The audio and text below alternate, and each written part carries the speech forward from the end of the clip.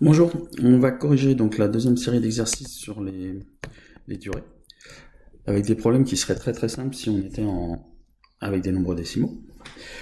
Mais on n'a pas de nombres décimaux, là on a 9h32 minutes et 1h48, je ne peux pas faire une soustraction. Si c'était 9,32 moins 1,48, bah, ça serait tout simplement, ici, on est obligé de faire un autre travail puisqu'on n'est pas dans la base décimale.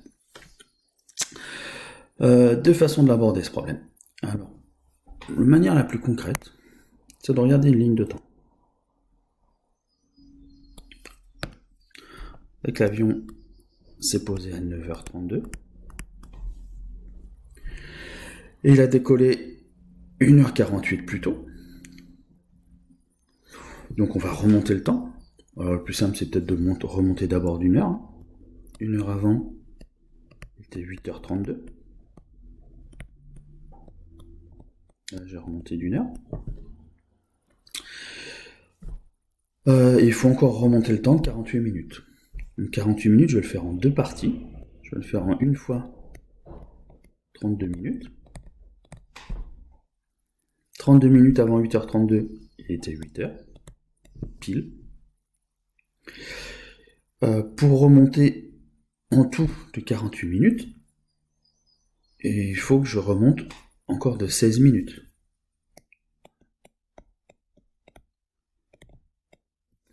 16 plus 32, ça fait 48.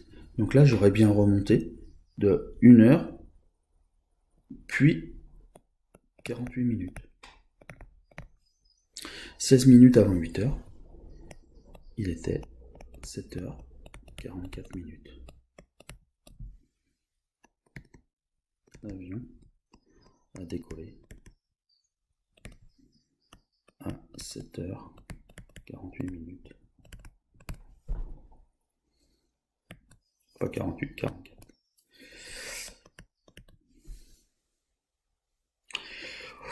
On peut poser le calcul sans regarder la ligne de temps, sans faire de manière un peu abstraite. Donc je vais le faire ici.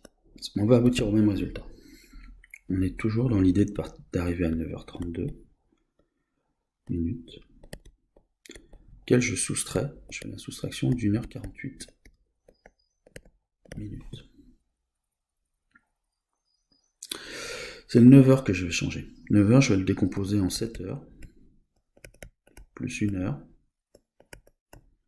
9h32, plus 32 minutes, moins 1 heure, moins 48 minutes. Il me manque 1 heure quelque part.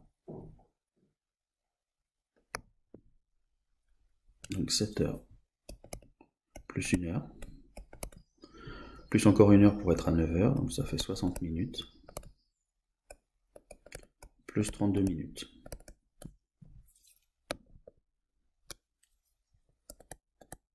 Moins 1h48. 1 heure moins 1 heure, ça dégage. Donc il me reste à calculer 7 heures. Plus 80, enfin 60 plus 32, ça fait 92 minutes. Moins 48 minutes. Et donc là, j'arrive à mon 7 heures 44 minutes. Ce que je viens de vous faire, c'est plus structuré, c'est plus organisé, c'est moins intuitif peut-être que de remonter la ligne de temps. La ligne de temps, vous pouvez aussi, comme l'autre fois, imaginer les aiguilles de votre montre qui remontent. Donc 9h, la petite elle est vers 9, 32 pour la grande. Si on remonte de 48 minutes, la petite remonte d'une heure, il est 8 heures. Et la grande remonte de 48 minutes, elle remonte de 32. Et encore de 16. 32 et 16 pour faire 48, et on arrive à 7h44. Pour le deuxième exercice, 2,37 heures, c'est plus long que 8,523 secondes. On va faire de manière assez simple. C'est-à-dire qu'on va compter peut-être combien il y a de secondes dans 2h37.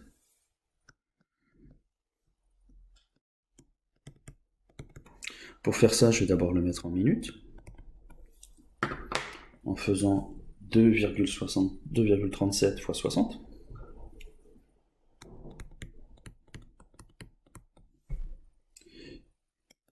Une fois que je l'aurai en minutes, je vais le convertir en secondes. Donc je vais encore le multiplier par 60.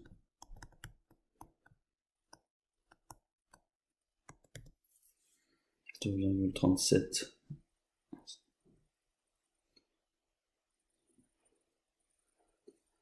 ça fait 8532 secondes.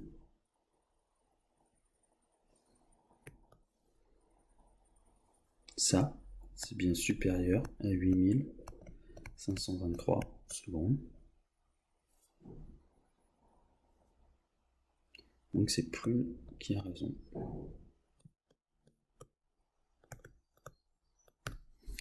Tout convertir en secondes, ça se faisait assez bien, parce qu'on travaille qu'avec des nombres entiers.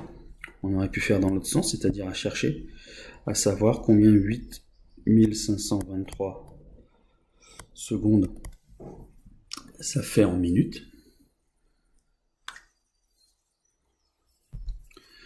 Pour l'avoir en minutes, on aurait divisé par 60.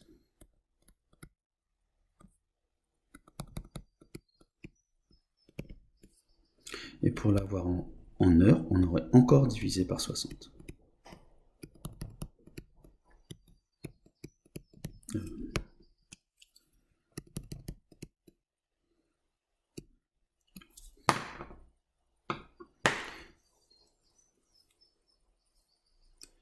Le calcul, je vais le faire tout de suite.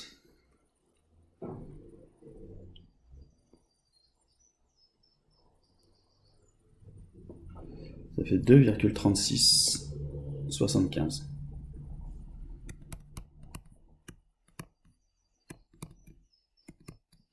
Alors, qui est bien, même si c'est de peu, c'est plus petit que 2,37 heures. Donc retenez qu'on passe comme ça, mais vous savez déjà de minutes en secondes en multipliant en divisant par 60 sur le sens dans lequel on va. Même chose des heures aux minutes. Et ce que vous pouvez retenir aussi, c'est que pour passer des secondes aux heures,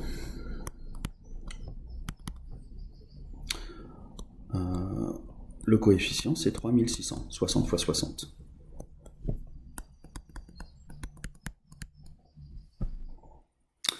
Voilà pour ces exercices, j'espère que c'était assez clair.